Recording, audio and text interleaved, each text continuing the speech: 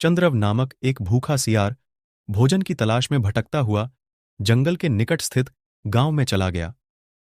गांव की गलियों में घूमते हुए उसे कुछ कुत्तों के देखा तो उस पर टूट पड़े।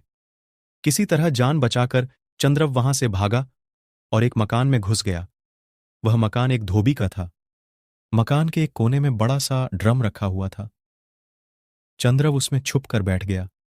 वह रात भर वहीं छुपा रहा। सुबह होने तक कुत्ते वहां से जा चुके थे। चंद्रव ड्रम से निकलकर जंगल की ओर गया।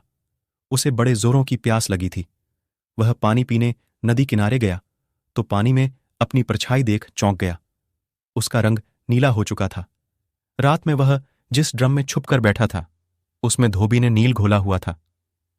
उस नील का रंग चंद्रव के शरीर पर चढ़ गया था। पानी पीकर जब वह जंगल में पहुंचा तो दूसरे जानवर उसे देख डर गए। नीले रंग का विचित्र जानवर उन्होंने कभी नहीं देखा था। वे डर के मारे भागने लगे। चंद्रव ने जानवरों को भयभीत देखा तो बड़ा खुश हुआ। उसके दिमाग में जानवरों को मूर्ख बनाकर जंगल का राजा बनने का विचार कौंधा। उसने भागते हुए जानवरों को रोका और उन्हें अपने पास बुलाकर बोला, मित्र, मुझसे मत डरो। मैं ब्रह्मा जी का दूत हूं। उन्होंने मुझे तुम लोगों की रक्षा के लिए भेजा है। इस जंगल का कोई राजा नहीं है। अब से मैं तुम्हारा राजा हूं। तुम लोगों की सुरक्षा की जिम्मेदारी अब मेरी है।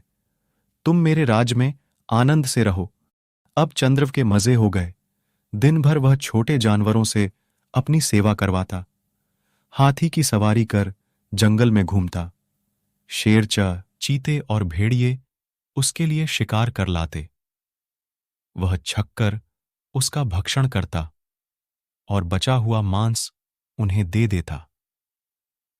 दिन बड़े ही शांतिपूर्ण रीति से गुजर रहे थे। लेकिन झूठ आखिर कितने दिन छुपता।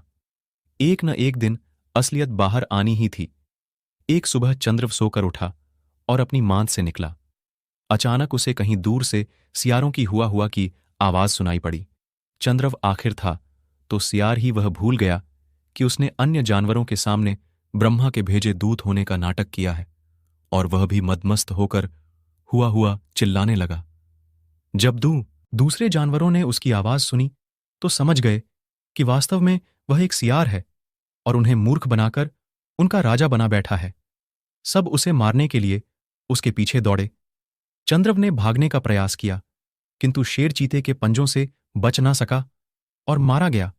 सीख वंग, जो अपनों को ठुकरा कर परायों को अपनाता है, उसका नाश हो जाता है। झूठ की उम्र लंबी नहीं है।